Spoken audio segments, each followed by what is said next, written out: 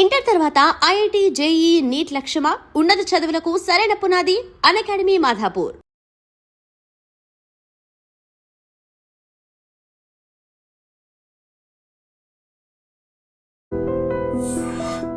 పంజా కొడితే ఎంత వెయిట్ పడుతుంది? చాలా సార్. అది ఏంటంటే కొన్ని వందల ఏంటి దాన్ని పిఎస్ఐ చెప్తారు కదా, ఒత్తిడి అంత. అంటే దాన్ని మామూలుగా చెప్పాలంటే ఏం చెప్తారంటే, ఫర్ ఎగ్జాంపుల్ ఒక ఎద్దు తల ఉందనుకోండి. ఎద్దు తల మీద కనుక కొడితే ఎద్దు తల పగిలిపోతుంది. పులి పంజాతో ఎస్, పగిలిపోతుంది. అంటే అంత ఫోర్స్ ఉంటుంది. అందుకనే దాన్ని రైల్ ఇంజన్తో పోలుస్తారు సార్. పులి పంజా కొడితే ఎస్. ఇంకా అంటే ఇప్పుడు చూడండి, ఒక ఏంటి ఎద్దు యొక్క ఆవు యొక్క స్కల్ ఎంత గట్టిగా ఉంటుంది, అది చాలా గట్టిగా ఉంటుంది కదా. సో అదే పగిలిపోతుంది, అంత ఫోర్స్ అనమాట. అలాగే కాదు దాని యొక్క ఎట్లా అంటే హ్యామర్తో పోలుస్తారు దాన్ని. హ్యామర్ సుత్తే ఉంటుంది కదా, సుత్తెతోటి మీరు ఏదైనా వేరే ఏ పరికరం అయినా మిగతా వాటి అన్నిటికంటే సుత్తే అనేది చాలా భిన్నమైంది. అంటే ఎక్కువ ఫోర్స్ పడుతుంది, దాంతో ఎక్కువ ఒత్తిడి పడుతుంది. ఆ సుత్తెతో పోలుస్తారు అనమాట దాన్ని. సార్, పులి నాలిక మీద కూడా ముళ్ళు ఉంటాయి.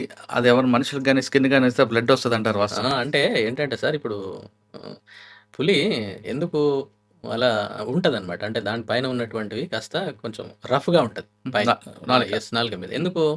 అది మాంసాహారం కదా తినేది. ఆ మాంసం ఇప్పుడు తిన్నప్పుడు కూడా దేనికి పట్టుకొని ఉంటుంది? అది లోపల ఏదైనా ఆహారం లోపల అది ఎముకలకు పట్టుకొని ఉంటుంది కదా. ఏదైనా అంతే కదా. మనం ఇప్పుడు చికెన్ మటన్ తిన్నప్పుడు పట్టుకొని ఉంటుంది.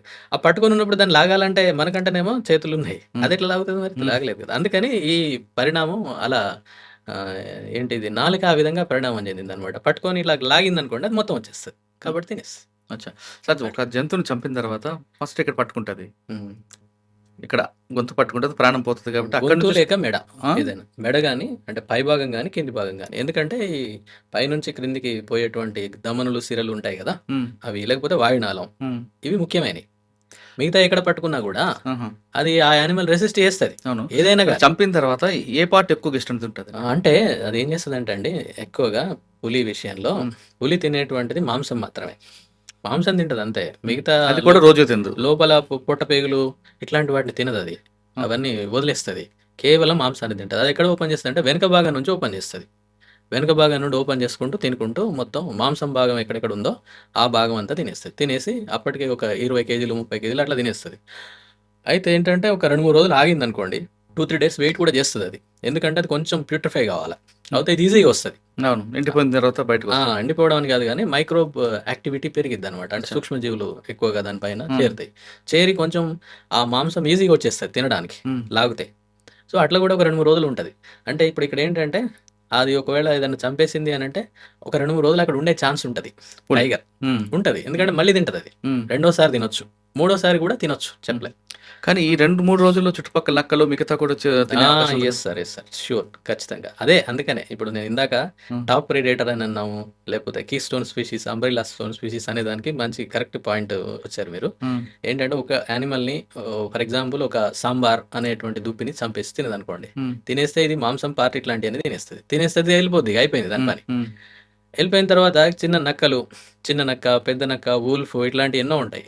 అవన్నీ వచ్చేసి మిగిలినటువంటి పార్ట్, మిగిలింది ఏదైతే ఉంటుందో అది తినేస్తాయి. ఈవెన్ లెపర్డ్ కూడా తినేస్తుంది. ఏది ముఖ్యంగా పొట్టపేగులు ఇలాంటివి ఉంటాయి కదా, వాటన్నిటి తినేస్తుంది. అది లాస్ట్కు ఎముకలు మిగిలి ఉంటాయి. ఆ ఎముకలు మిగలడానికి హైనా అనేది ఒకటి ఉంటుంది, ఏవలం ఉంటుంది, అని కొండ్రీస్ అని కూడా అంటారు. కొంచెం వికారంగా ఉంటుంది అది చూడడానికి. అది ఏంటంటే ఎముకలు తింటుంది, ఎముకల్నే తింటుంది. ఎముకల్ని తినే విధంగా దాని దవడలు అవన్నీ కూడా ఉంటాయి. అంటే చూడండి, ఒక యానిమల్ని టైగర్ హంట్ చేసి చంపినప్పుడు ఎన్ని యానిమల్స్ దాని మీద ఆధారపడి పనిచేస్తాయి. అదొక ఈకో సిస్టమ్ అనమాట. సార్, ఇది కాకుండా రాబందులు కూడా వస్తాయట కదా?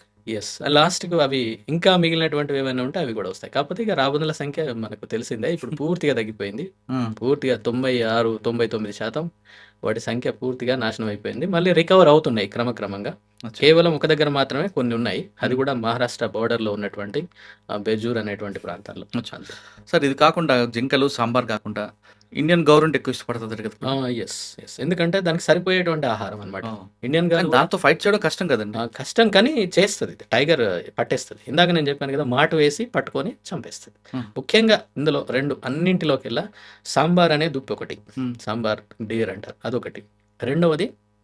ఈ ఇండియన్ గార్ ఈ రెండు ఎందుకు ఇవి ఏంటంటే మీడియం సైజ్డ్.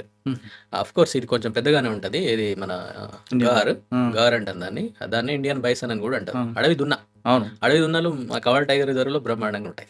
చూసారు. చాలా అంటే చాలా ఉంటాయి. చాలా బాగుంటాయి. చాలా మెజెస్టిక్ గా చాలా ఉన్నాయంటే మరి పులులు కూడా వస్తుంటాయి కదా. వస్తాయి. ఉన్నాయి. ఎందుకు లేవు? ఉన్నాయి. కాకపోతే ఇక్కడ ఏంటంటే సార్ ఇప్పుడు తడోబా లాంటివి ఒక 20-25 ఏళ్ల కిందనే అది ఎస్టాబ్లిష్ ఎస్టాబ్లిష్ అయిపోయింది. 20 ఏళ్ల నుండి ఇవాల్వ్ అవుతూ వస్తుంది. మనమేమో ఇంకా మొదట్లోనే ఉన్నాం. ఎందుకంటే మన దగ్గర ఉన్నటువంటి కొన్ని ఇష్యూస్ ఉన్నాయి. ఏంటి అంటే వాస్తవాలు ఇవన్నీ కూడా.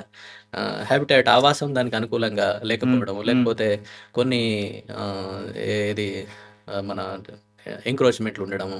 ఎంక్రోచ్మెంట్స్ ఉంటుంటాయి అక్కడక్కడ ఇప్పటికీ కూడా. అలాగే కొన్ని ప్రాంతాల్లో చెట్ల స్మగ్లింగ్, చెట్లు టీక్ ఫారెస్ట్ మనయన్నీ కూడా. ఇంకా ఓ రకంగా చెప్పాలంటే తడోబాలో తిపేశ్వర్లో ఉన్నటువంటి ఫారెస్ట్ కంటే Kawal tiger Kawal tiger reserve forest బాగుంటుంది. వాస్తవం ఇది.